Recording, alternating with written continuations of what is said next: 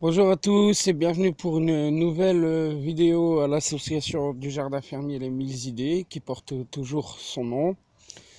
Donc après plusieurs mois d'arrêt, enfin après quelques mois d'arrêt de notre projet et la vente de tous nos animaux, on va faire un peu le point aujourd'hui sur ce qu'il en est devenu du terrain. Les petites modifications que j'ai apportées surtout faire un peu le point avec un petit bilan explicatif de ce qui a été fait au cours de ces derniers mois et des changements apportés ici au jardin fermier Les 1000 idées. Donc de suite, ce qui va mieux, c'est que j'ai plus de temps pour m'occuper du terrain et de l'arranger, le ranger et l'améliorer. Donc ça, c'est d'un point de vue plus personnel, mais quand même dans l'optique de l'améliorer pour avoir quelque chose de joli et d'essayer un jour ou l'autre quand même de faire découvrir un joli endroit où vous passez du bon temps ici, quoi. Donc bon, bref, on va faire un peu le tour hein, avec vous. Un gros bilan, je pense, ce sera une longue vidéo pour vous expliquer un petit peu tous les changements. Donc c'est parti, quoi. Donc au niveau de par devant chez nous, ce qui va mieux depuis le temps que je suis là, c'est que j'avais planté un romarin, donc qui a bien poussé maintenant, car j'ai pu enfin m'en occuper.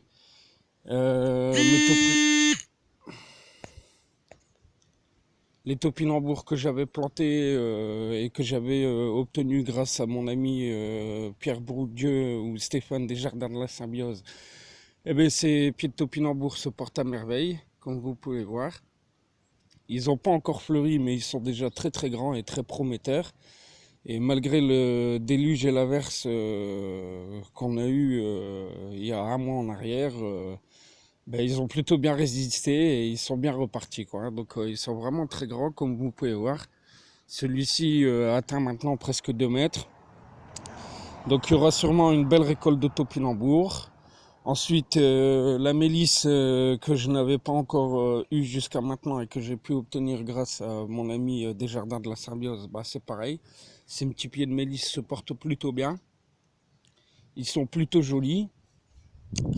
Après, au niveau de la partie où il y avait les lapins mâles, c'est devenu une jolie petite partie où les plantations que j'y ai fait continuent à se développer. Le pêcher va de mieux en mieux. Les rosiers grimpants que j'avais plantés, là aussi ont réussi à se développer et sont quand même plutôt jolis. Les hortensias sont magnifiques malgré les grosses chaleurs excessives. Mon second rosier grimpant ici, lui va bien aussi, comme vous pouvez voir. Après, mon autre petit rosier grimpant jaune sans épines va bien aussi, il a bien poussé quand même en quelques mois, hein. Donc ça c'est plutôt bien. Les clapiers maintenant sont entièrement vides sur cette partie. Ils ne servent plus à rien, ils seront peut-être démontés un jour. Ça je n'en sais rien encore. Ensuite, alors au niveau des animaux sur la partie de la porcherie, on a gardé que nos 3 femelles, hein, comme je l'avais annoncé, elles sont toujours avec nous. Donc on a Chippy, la fille à Chippy qui s'appelle la Gratouille, et notre petite rescapée Crevette qui est toujours présente sur le jardin avec nous, quoi, hein. Donc 3 femelles. Et ça se passe beaucoup mieux au niveau de l'organisation et du temps qu'on peut leur consacrer. Donc ça c'est quand même un des gros avantages d'avoir arrêté le projet, c'est que les quelques animaux qui nous restent, on peut leur consacrer encore 3 fois, voire 4 fois plus de temps qu'auparavant. Alors après, au niveau de la création, ici, on a ce buisson fleuri de la famille des hortensias qui a pris beaucoup d'espace, qui s'est bien développé à force de s'en occuper, de nettoyer, d'avoir dégagé toute cette partie. Il a pris une très bonne aisance. On a ensuite un pied de camélia ici, à peine visible,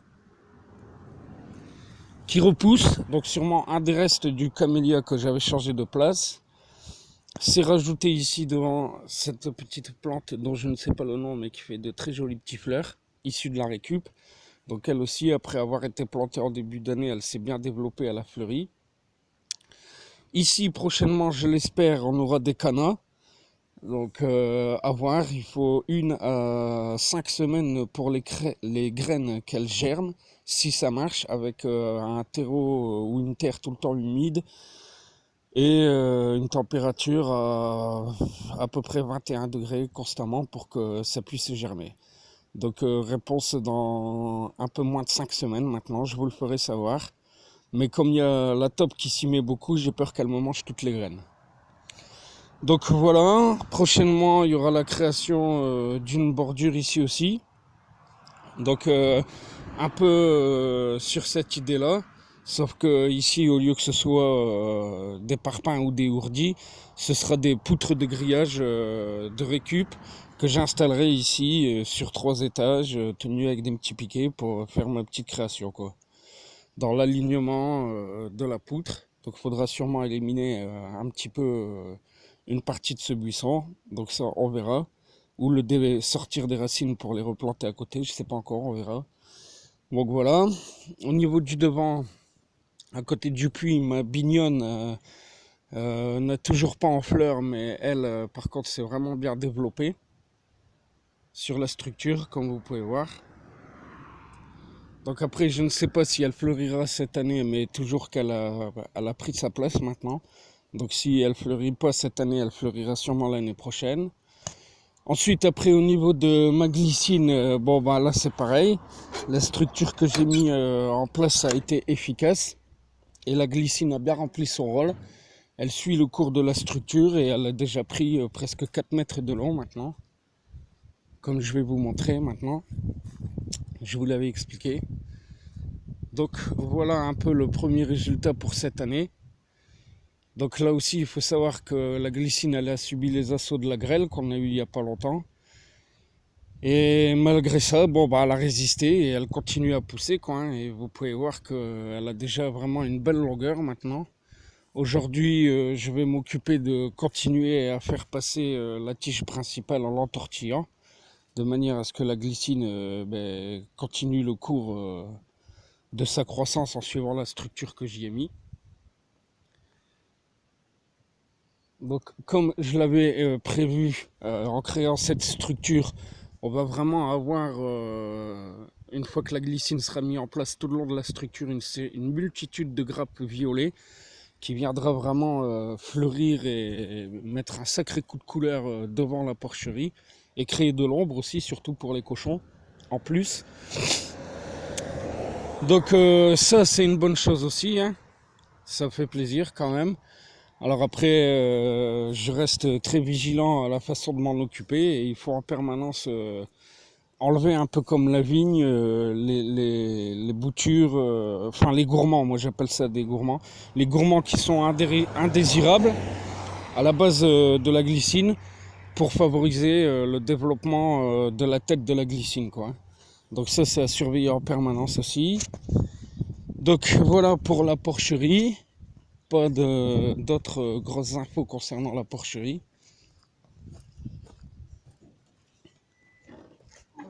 Donc ensuite, toujours sur...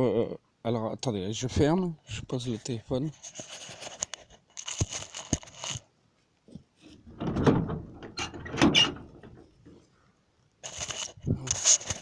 Donc après, toujours sur le devant de la maison, on a les belles de nuit qui reviennent maintenant pour la 2e ou 3e année consécutive et de plus en plus développées et épanouies.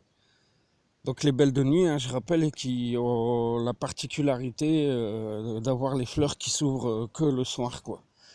Donc là, comme vous pouvez voir, c'est la journée et elles sont toutes fermées, les fleurs. Elles s'ouvrent vraiment quand le soleil commence à redescendre dans le ciel, quoi. Donc voilà, elles se développent bien.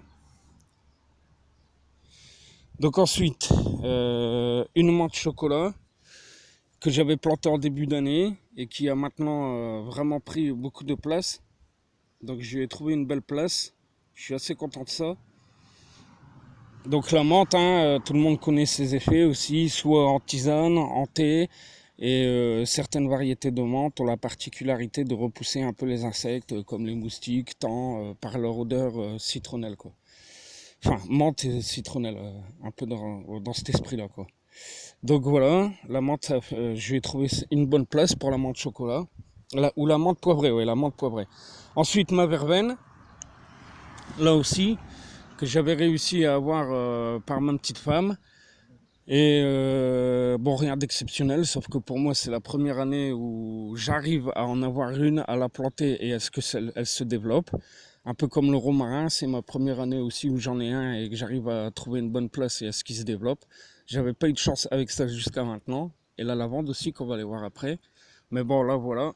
Vous pouvez voir, elle est très jolie. Ensuite, sur le devant, rien de particulier. La roseraie continue à s'adapter tout doucement à cette façade exposée plein sud, hein, où le soleil tape constamment du matin au soir. Donc bon voilà, ils sont un peu souffrants, certains rosiers, mais d'autres, on voit quand même qu'ils arrivent à prendre le dessus et qu'ils sont plutôt jolis. Ensuite, mes deux albizia qui ont bien grandi. Celui-ci qui s'est bien adapté, lui c'est l'exposition parfaite pour lui. Le second ici, qui a vraiment bien grandi aussi. Donc voilà, ça c'est plutôt bien. Après une autre plante que j'avais eu en récup, là, souvenez-vous, je vous en avais parlé, ça fait des petites fleurs roses. Elles sont encore très discrètes, mais voilà, elle c'est pareil, elle a pris sa place, elle a commencé à grossir et elle commence à bien s'adapter à cette façade exposée plein sud, quoi. Donc voilà pour ça. Les fossés qui sont de plus en plus jolis maintenant suite aux entretiens répétés, hein, là on le voit bien. On a un joli fossé bien dessiné et de l'autre côté une plantation qui a bien résisté, qui a bien pris le dessus. Donc on a un devant de maison qui est plutôt joli. Ensuite à ma gauche, c'est l'autre fossé aussi. Donc là aussi, hein, un fossé bien dessiné, bien droit, bien propre. Avec les travaux au niveau de l'évacuation des eaux de pluie que j'ai fait il n'y a pas très longtemps, donc ça a tenu le coup. Là, cette partie-là, celle que j'aime le moins quand même, qui est le moins jolie, je trouve. Elle souffre beaucoup. Il me tarde de rajouter de la terre partout pour rattraper le niveau quand même. Donc on voit que ça souffre quand même, y compris les plantations que j'y ai faites. Souvenez-vous, la haie des Pyracantha que j'avais fait sauter pour planter mes nouvelles fleurs à moi. Donc elles sont là quand même, elles se sont développées un peu les nouvelles plantations, mais elles sont encore très très discrètes, quoi. C'est vraiment une partie ici rustique et la moins nutritive au niveau de la terre, quoi. Donc les plantes ont beaucoup de mal à s'y adapter quand même. Et c'est vraiment, contrairement à la partie où on a été voir en premier, celle-ci est 3 fois plus exposée au soleil encore du matin au soir. Donc ça souffre vraiment, vraiment beaucoup ici. Mais malgré tout, les plantations résistent, quoi.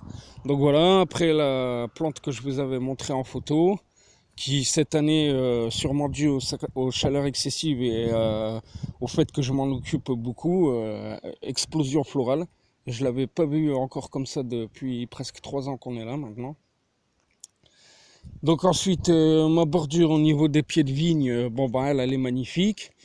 Quoi vous dire de plus, si ce n'est que... Alors ça y est, j'ai trouvé le nom.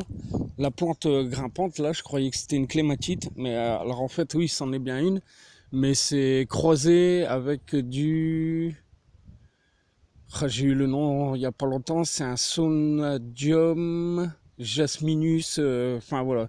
C'est un croisement de plantes entre le jasmin et la même plante, mais qui fait des fleurs bleues en fait, quoi. Donc elle, comme vous pouvez voir, elle a bien intégré toute la structure que j'avais mis en place. On le voit, hein, clairement, elle a vraiment pris son aisance. D'ailleurs là, il va falloir que je la retaille. et que je la redirige un peu vers les endroits où je veux pour qu'elle continue à suivre la structure que j'ai mis en place. Mais comme vous pouvez voir, elle a vraiment pris une belle aisance, ce qui promet une belle façade fleurie quand elle sera à son apogée de l'intégration de la structure. Donc ça c'est bien. Ensuite massage, qui est magnifique, en récup aussi. Ici, en fait, j'ai tout le temps une bignonne qui repousse. Sauf que normalement, elle devrait plus avoir sa place ici, la bignonne. Mais elle y est, alors j'ai peur que si je la laisse pousser, elle m'étouffe la sauge et l'autre. Donc à chaque fois, je l'enlève, mais elle revient tout le temps, comme vous pouvez voir. Elle n'a pas sa place ici, donc voilà. Ensuite, massage ananas. Sur donc les 3 pieds que j'avais plantés, un seul a résisté et a repris, qui est maintenant est plutôt joli, plutôt bien développé. Ensuite, donc voilà, là c'est la menthe chocolat que j'ai eue par mon ami Stéphane des Jardins de la Symbiose. Et la première c'était une menthe poivrée. Donc elle aussi, plantée il y a quelques mois et elle a fait sa petite place quand même. Donc je suis assez content de ça aussi, elle s'est bien adaptée avec la sauge d'ananas. Ensuite mon rosier grimpant que j'avais mis ici, un rose, hein, et qui lui aussi a vraiment trouvé sa place et s'est vraiment bien développé ici. Encore un peu timide quand même, moins sur la base. Mais voilà, je le surveille et je continue à le faire passer là où j'en ai envie pour que ça fasse joli. Bon, les vignes, elles ont subi les assauts de la grêle, elles ont résisté, elles sont jolies mais pas trop quand même, pas de bonne récolte encore cette année. Derrière ça, au pied, on a un petit pied de lavande. Qui là aussi, je n'avais jamais eu de chance avec la lavande, mais là il semble que cette année elle soit bien partie, elle se soit bien intégrée à sa place. À côté on a un chèvrefeuille, encore un peu discret dû à l'excès de chaleur ici, mais grâce à l'ombre de la vigne, de la sauge et du rosier, il arrive quand même à s'adapter ici après 2 ans où ça avait rien donné, il végétait. Une autre sauge, et derrière pour finir une autre sauge. Ensuite, on a réglé notre problème de fuite compteur d'eau. Donc ça y est, c'est réparé. J'ai pu enfin commencer à reboucher. Là, j'ai attendu patiemment que la terre se tasse d'elle-même, de manière à pouvoir venir finir enfin ma bordure. Donc voilà, je vais pouvoir m'y attaquer dans pas très longtemps. Donc ça, c'est donc la première partie des explications. Ensuite, au niveau de ma haie de ronces que j'élimine au fur et à mesure des années, là aussi c'est assez efficace. On a les arbres de plus en plus qui reprennent le dessus, comme les frênes là. Cet autre frêne ici. On en a un autre qui est venu grandir ici. Et en fait, tout le long de cette haie de ronces que j'élimine petit à petit, on a vraiment enfin les arbres et les buissons destinés aux oiseaux qui reprennent vraiment le dessus petit à petit, quoi. Vous pouvez voir, je commence à vraiment obtenir de sacrés éclaircissements, oui, au fur et à mesure que j'élimine la ronce, quoi. Donc voilà. Encore un autre ici qui pointe le bout de son nez, qui reprend le dessus. Et c'est comme ça jusqu'au bout, quoi. Donc ensuite, cette partie-là du verger où j'avais taillé en plein hiver, donc là c'est pareil. Le bois va bientôt être sorti et je vais pouvoir enfin tondre ici comme il faut régulièrement et ne plus avoir ce bois de chauffage en attente au milieu, grâce au nettoyage que j'ai fait et que je vais vous montrer dans la deuxième partie avec les explications. Donc on s'arrête là pour cette première vidéo sur la première partie du bilan des explications au jardin fermier, à l'association du jardin fermier Les 1000 idées. Et je vous reprends tout de suite pour une deuxième vidéo. Voilà, bisous à tous et à tout de suite.